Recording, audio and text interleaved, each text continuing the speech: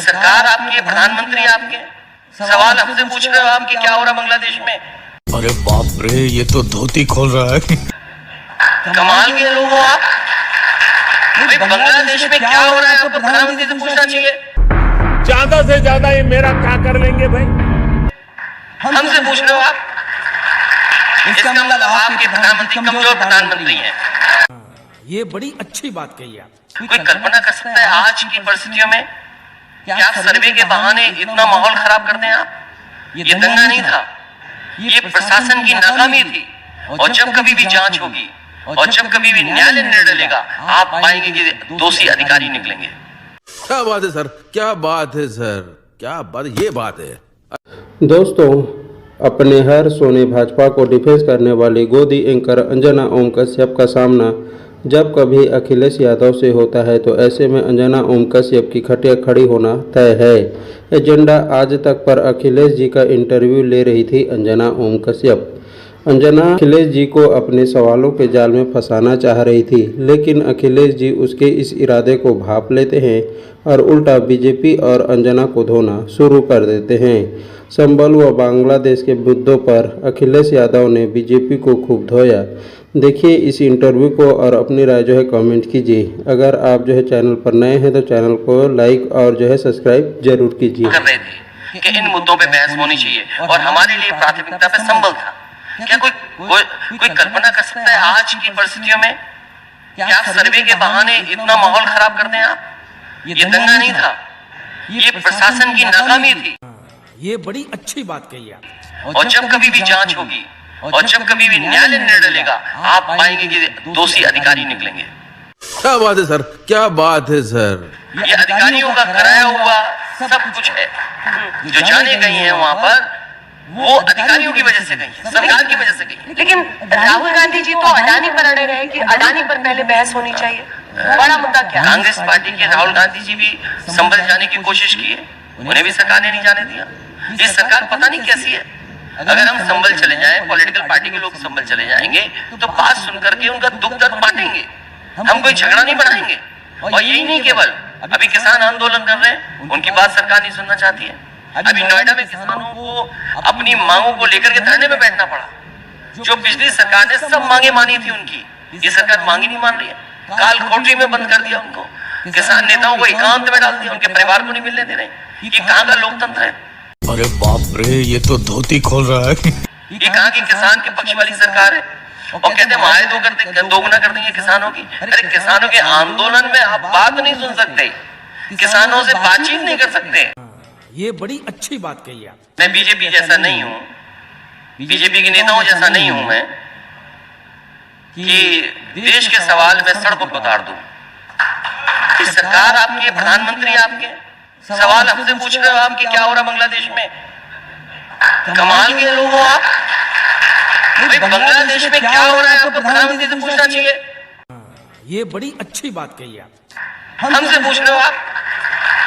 इसका मतलब आपके प्रधानमंत्री कमजोर प्रधानमंत्री हैं।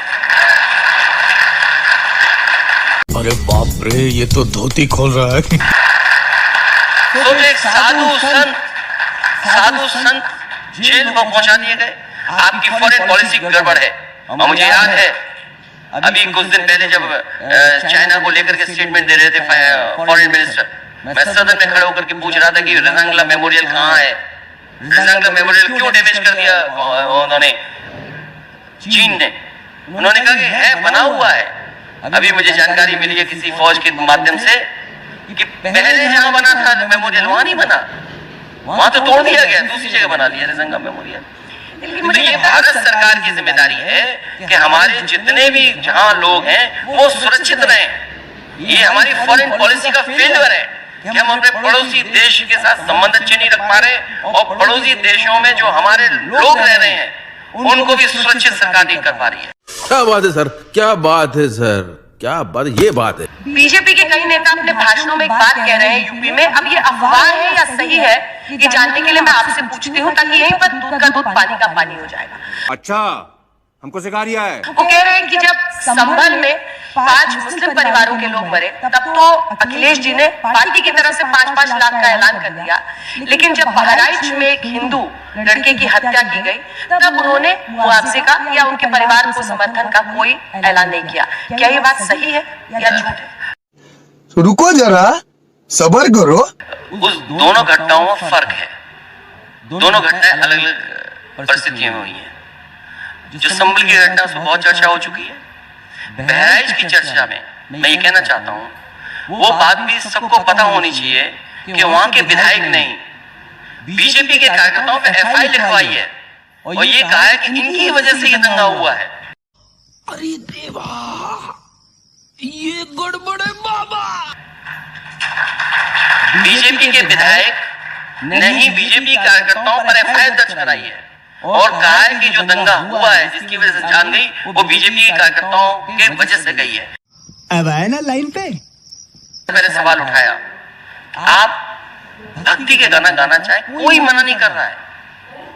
आपका प्रशासन कहाँ था जब कभी भी इस तरह के आयोजन होते हैं? प्रशासन की पूरी जिम्मेदारी बनती है, बाकायदा रूट तय होता है, प्रशासन बैठ करके पीस कमेटी से बातचीत करता है, रूट तय होता है, उसके बाद निकलता है। आपका प्रशासन था ही नहीं वहां पे, पुलिस क्यों नहीं थी? और अगर आपकी नाकामी नहीं थी तो आपको पुलिस क्यों सस्पेंड करनी पड़ी, वहां के अधिकारी क्यों हटाने पड़े आपको? अरे बाप रे, ये तो धोती खोल रहा है। और फिर जहां तक मुआवजे की बात है, आप किसी के घर पे चढ़ जाओगे, आप जाकर के, आप घर पर क्या कर रहे थे आप जाकर के? और सरकार अगर मुआवजा यहाँ भी दे दे, यहाँ तो गरीब निर्दोष लोग मारे गए, पुलिस की गोली से मारे गए, और पुलिस प्रशासन दबाव बना रहा है कि उनके खिलाफ केस मजबूत ना हो, इसीलिए घर परिवारों में जाकर के छापा मार रहे हैं। अभी कुछ दिन पहले और महिलाओं को उठाया था उन्होंने कि केस को मजबूत कर ले पुलिस। नाकामी अधिकारियों की जब कभी जांच होगी, जब कभी कोर्ट में ये बातें जाएंगी, तो अधिकारियों का इसका जवाब देना पड़ेगा। और हमें और आपको डीजीपी साहब की वो बात याद रखनी चाहिए। उत्तर प्रदेश के डीजीपी साहब ने कहा, जो बीजेपी के पहले डीजीपी बने थे, कि ये अधिकारी जो इस तरह का काम कर रहे हैं, उन्हें याद रखना चाहिए जब उनके खिलाफ कार्रवाई होती है तो उनके साथ कोई खड़ा नहीं होता, उन्हें जेल में जाना पड़ता है।